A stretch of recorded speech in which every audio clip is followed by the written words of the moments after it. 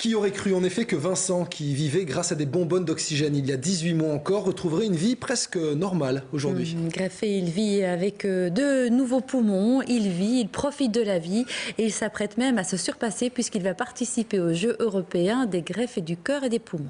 Mais pour ça, il a besoin du feu vert des médecins. Au programme aujourd'hui, test physique et déjà un véritable marathon. Vous allez le voir à l'hôpital universitaire de Montgodine. C'est un reportage de Baudouin Cartevels.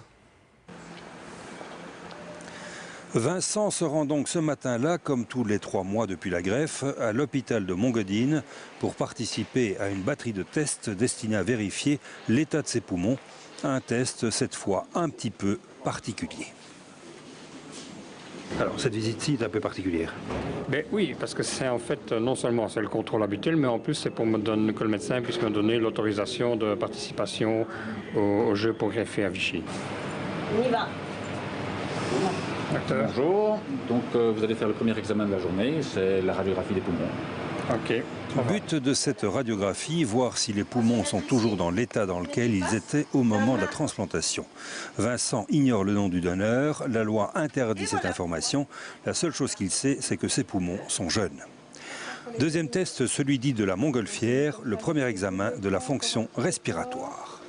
On continue.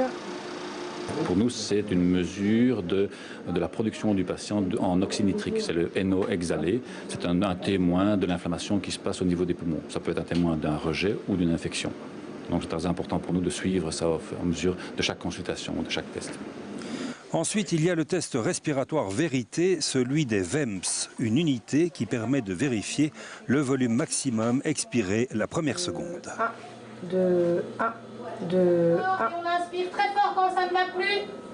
Encore, à fond. Soufflez.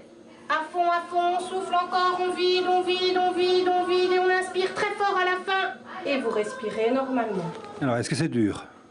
Ben oui, c'est assez dur, mais c'est quand même un examen qui m'intéresse et qui me sensibilise personnellement parce que ça mesure vraiment l'évolution de mes capacités respiratoires et comme je fais beaucoup d'exercices, j'espère toujours faire un peu plus. Enfin, fatalement, un jour ça va stagner, mais bon. Par comparaison, avant l'opération, il était à 17% par rapport à une population normale. Après l'opération, après la transplantation, il est à 80% et maintenant il est à 120%, donc ce qui est tout à fait excellent. Alors, quel est le pourcentage de réussite des greffes du poumon à 5 ans, par exemple? À 5 ans, on est aux environs entre 50 et 60%. Mais ça, c'est l'évolution mondiale actuellement. Ensuite, c'est la prise de sang pour déterminer les éventuelles anomalies des effets secondaires des médicaments. Mais en fait, le marathon de Vincent ne fait que commencer. Et on entre même dans le vif du sujet avec un test de marche de 6 minutes pour calculer la capacité physique au quotidien. 3 minutes 30. C'est bien, on continue comme ça. Bon. Voilà, comme ça, tu remettre. Alors, comment est-ce que vous vous sentez? Ça va bien, mais je suis un peu raide dans les jambes, là, un peu légèrement essoufflé, mais ça va très bien. C'est excellent ici. Mais je crois que ça s'est bien passé, en tout cas. Quel est le résultat? Très bien. 100% de saturation d'oxygène et 167 battements cardiaques. On voit qu'il a bien travaillé, bien marché.